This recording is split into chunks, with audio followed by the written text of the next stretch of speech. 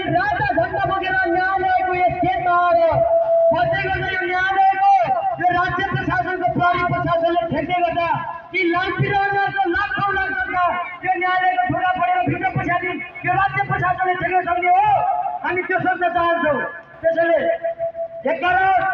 एघारौं श्रीमानको न्यायको कलमको मसी नलम्फटी हो, न्यायको हात नकापोस्, न्यायको तराजु शुद्ध र महाजनको पक्षमा नढल्कियोस्, तपाईको आँखा बन्द नहोस्, तपाईको कान बहिरा नहोस्। हामी यो भन्न आएका हौँ, हामी यो होसियार गराउन आएका हौँ।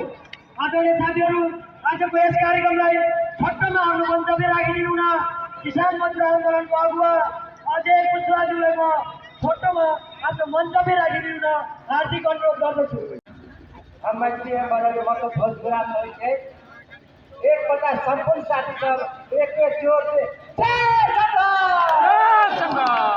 मिटर ब्याज वृद्ध मजदूर किसान संघर्ष समिति द्वारा आज रौतहट जिल्ला अदालत घेराव कार्य करने उपस्थित भेल संपूर्ण पीड़ित सबले आइ हम सब रौतहट जिल्ला अदालत घेराव करने छी। हम न्यायाधीश बैठे हैं, ये सब न्याय करा न्यायाधीश नहीं, हम न्यायाधीश आएगा पुनः पीड़ित के न्याय नहीं पाए रहा है, सबको रास्ता नहीं है, पर भी हम सब आंदोलन के काम में छी। आए 1173 किलोमीटर 45 दिन के यात्रा हम सब सिंह दरबार तक हम सब बोली। अब हम सब गाँव में लड़ाई नहीं करो, अगर हमरा सबके जेल के फुर्ती होते तो हम सब गोरा जेल में जाए के लागी तैयारी थी। अगर कोई जेल के धमकी दे जेल में रहे वाला ठाव नहीं है, सब गोरा के भाई जेल में रहे वाला ठाव नहीं है, सब गोरा धमकी दे जेल में जाते थे, जेल में मां जेल में सब गोरा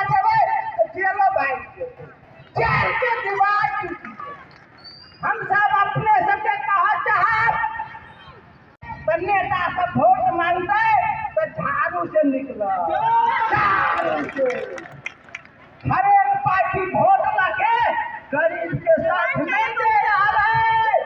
आई हर एक काम में देखबे पीट के आई हाथ पा रहे आई अपने ज्यादा समय कम दे के नहीं द्वारे अपने सब नहीं कराओ, अपने सब काम भर के लड़ाई लेकर के अदालत के हर एक जिला के घेराव कार्यक्रम शुरू भागल है। झुकते के द्वारे अपना सब में एकता को मैं बच रहा हूँ।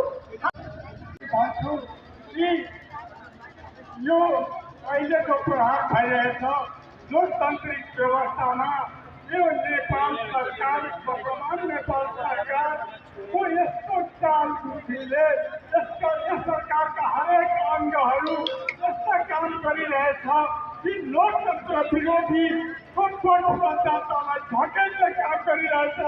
हरेक कार्यालयमा भ्रष्टाचार, हरेक कार्यालयमा जन विरोधी काम भइरहेछ, हरेक कार्यालयमा जनताको आस्था नेपाल सरकारको यो लोकतान्त्रिक व्यवस्था प्रति आस्था हटेर लोकतन्त्रको विरोध देशमा जाने जनतालाई झकेलेर भटाउने षड्यन्त्र यो नेपाल सरकारका षड्यन्त्रबाट हाम्रा जनताका प्रेमी राष्ट्रिय सेवक साथीहरूसँग मेरो अनुरोध छ, यो लोकतन्त्र बचाउनु तपाईहरु जो रोडमा जो भर्खरी नई पार्टी पहिला टाटा 5 रुपियाँ भिक्षाटन गरेर जो भिख मागेर कुर्सी लागेका व्यक्तिहरू जो आफू काम गर्न नसक्ने व्यक्तिहरू कुर्सी लागेका व्यक्ति सह